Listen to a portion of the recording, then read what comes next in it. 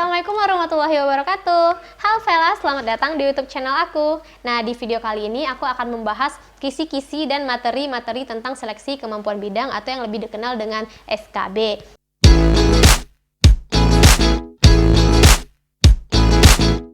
Nah, seperti yang kita ketahui bahwa sebenarnya SKB itu akan dilaksanakan pada sekitaran bulan Maret ya kalau aku nggak salah. Tapi karena adanya pandemi COVID-19 ini, tes SKB itu terus diundur.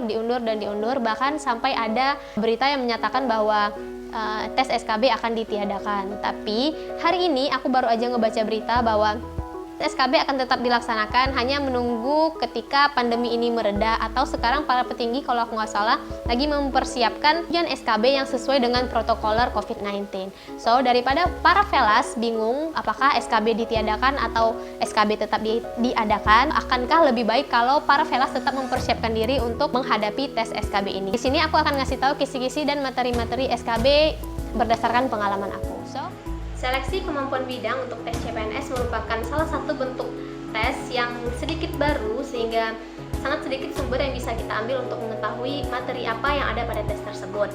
Nah, pada video kali ini, materi tes SKB yang bakalan aku uraikan ini merupakan pengalaman pribadi aku ketika mengerjakan SKB pada tahun 2018 akhir atau 2019 awal, aku lupa.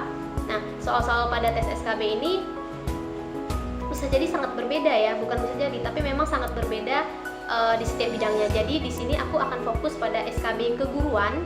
Kalau kalian mau aku share SKB jurusan lain, tolong kasih tahu aku di komen. Aku bakalan cari info materi-materi SKB untuk jurusan-jurusan lain.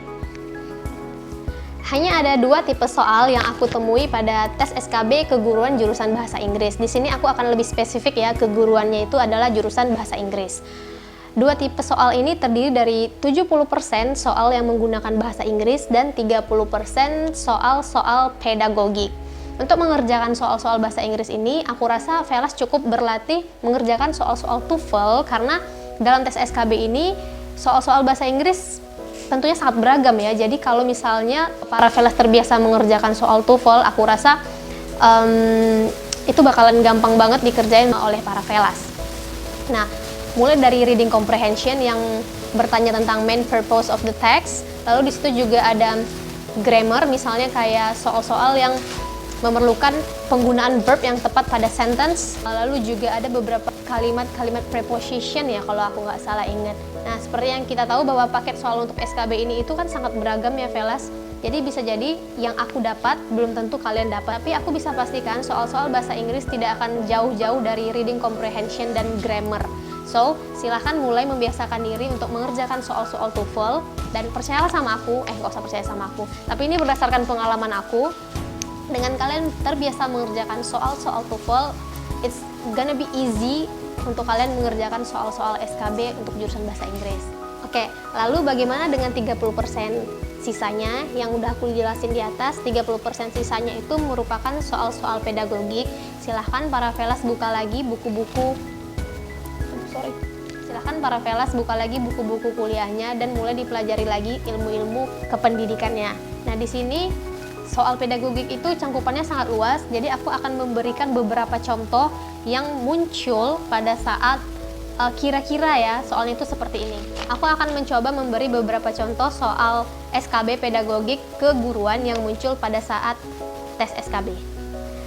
Seorang guru menjumpai kelas yang motivasi dan prestasi belajar siswanya rendah.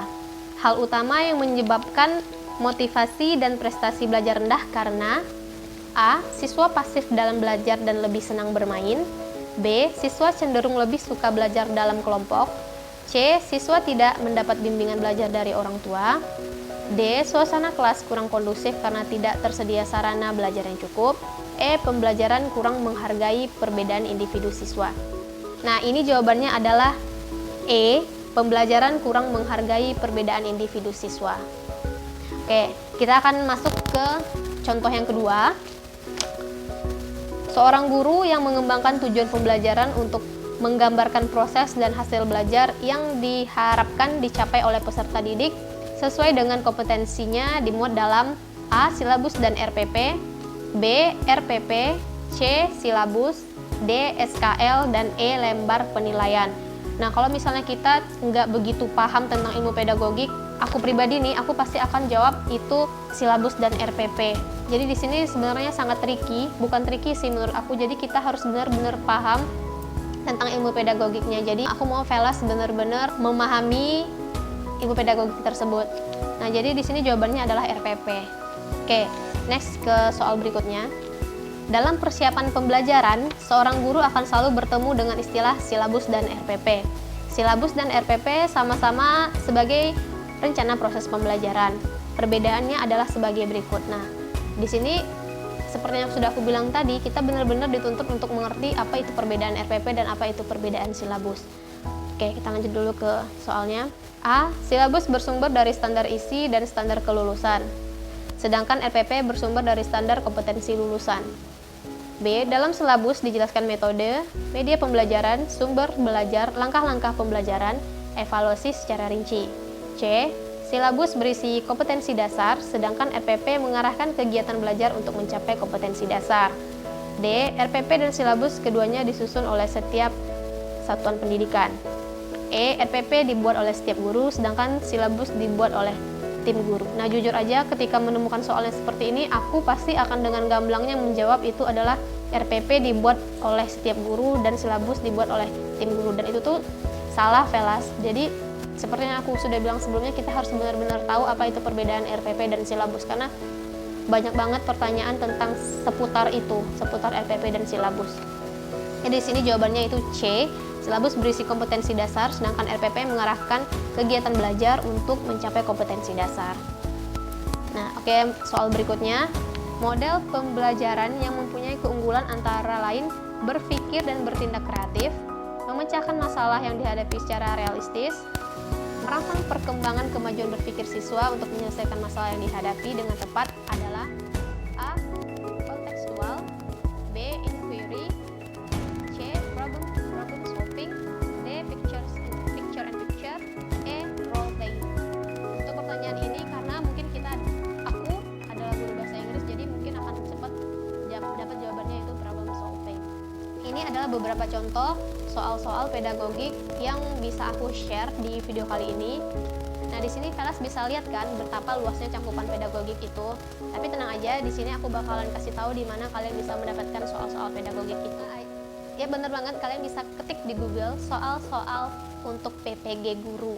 Nah, jadi soal-soal PPG itu sangat mirip dengan soal-soal pedagogik yang muncul pada tes SKB. Tapi sekali lagi aku ingatkan, kalian harus make sure bahwa soal PPG yang kalian ambil itu benar-benar sesuai jurusan kalian. Karena ketika kalian ketik soal PPG itu akan muncul soal pedagogik TK, SD, SMP, dan SMA. Jadi make sure dulu jurusan apa yang kalian lamar, apakah itu guru untuk SD, guru untuk SMP, guru untuk SMA, atau bahkan guru untuk Oke, sekian dulu video kali ini. Semoga bermanfaat. Kalau kalian pengen aku bahas yang lain lagi tentang SKB, silahkan komen di bawah.